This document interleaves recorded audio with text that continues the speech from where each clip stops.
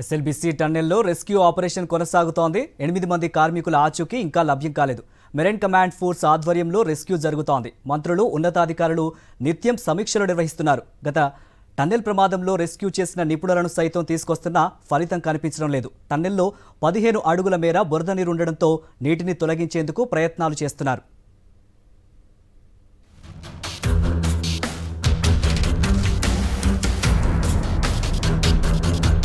నాగర్ కర్నూలు జిల్లా అమ్రాబాద్ మండలం దోమలపేట సమీపంలోని ఎస్ఎల్బీసీ టన్నెల్లో సహాయక చర్యలు ముమ్మరంగా కొనసాగుతున్నాయి. 11 విభాగాలకు చెందిన దాదాపు 600 మంది రెస్క్యూలో పాల్గొన్నారు. టన్నెల్లో చిక్కుకున్న వారి ఆచూకీ కోసం విస్తృతంగా సహాయక చర్యలు చేపడుతున్నా పురోగతి కనిపించడం లేదు. వారిని రక్షించేందుకు NDRF, SDRF, Indian army, navy, Singareni, rat hole miners రకరకాల విభాగాలు పనిచేస్తున్నాయి.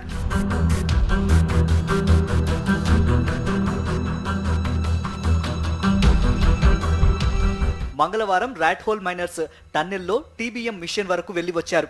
అక్కడ భయానక పరిస్థితి ఉన్నట్టు తెలిపారు. టన్నెల్ బోరింగ్ మిషన్ పూర్తిగా ధ్వంసమైందని, అక్కడ పెద్ద మొత్తంలో శిథిలాలు, బురద ఉండడంతో ముందుకు వెళ్లే పరిస్థితి లేదని అధికారులకు వివరించారు. పేరుకుపోయిన శిథిలాలు మట్టిని తొలగిస్తే మళ్లీ పైకప్పు కూలే ప్రమాదం ఉన్నట్టు అంచనా వేస్తున్నారు. దీంతో సహాయక బృందాలు సైతం ఆచితూచి ముందుకు వెళ్తున్నాయి.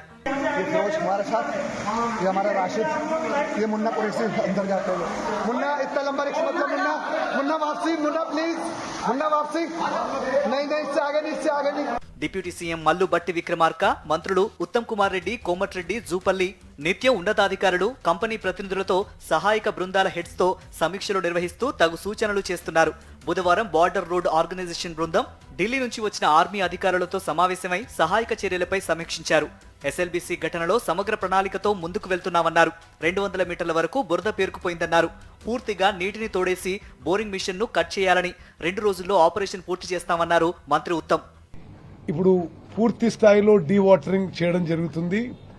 డీవాటరింగ్ చేసి ఆ టనల్ బోరింగ్ మిషన్ ఏదైతే కొలాప్స్ అయిపోయిందో గ్యాస్ కట్టర్స్ ఉపయోగించి అది కట్ చేసి తీసేయడం జరుగుతుంది. ఒక కాంక్రీట్ ప్లాన్ ఆఫ్ యాక్షన్ తో ఈ రోజు మేము ఫైనలైజ్ చేసినాము.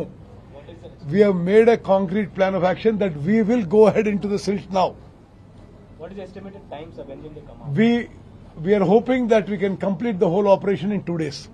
మొత్తానికి ఎస్ఎల్బీసీ ఘటనపై ఉత్కంఠ కొనసాగుతోంది. అయితే ఇప్పటికే ఘటనా స్థలానికి వచ్చిన బాధితుల కుటుంబ సభ్యులు తమ వారి ఆచూకీపై ఆందోళన వ్యక్తం చేస్తున్నారు.